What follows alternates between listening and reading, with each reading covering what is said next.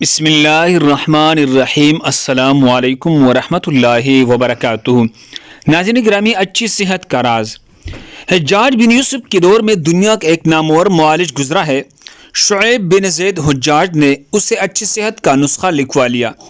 یہ نسخہ اس کی پوری طبی زندگی کا نچوڑ تھا۔ معالج نے حجاج کو بتایا، گوشت صرف جوان جانور کا کھاؤ، خواہ 10 دن کی بھوکی ہی کیوں نہ ہو۔ نمبر 2، جب دوپہر کا کھانا کھاؤ تو تھوڑی دیر سو جاؤ اور شام کا کھانا کھا کر کے تھوڑی دور پیدل چلو، خواہ تمہیں کانٹوں پر چلنا پڑے۔ نمبر 3، پیٹ کے پہلے غذا جب تک ہضم نہ ہو جائے دوسرا کھانا نہ کھاؤ، خواہ تمہیں 3 دن لگ جائے۔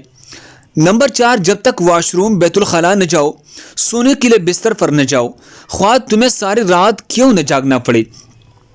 نمبر 5، پھلوں کے نئے موسم میں پھل کھاؤ، موسم جانے لگے تو پھل کھانا چھوڑ دو، خواہ تمہارے لیے کھانے کے لیے کوئی اور چیز دستیاب نہ ہو۔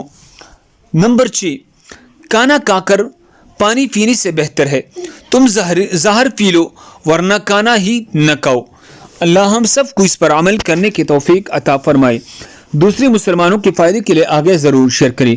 مزید خوبصورت وظائف کے لیے ہمارے چینل کو سبسکرائب کریں۔ جزاکم اللہ خیر۔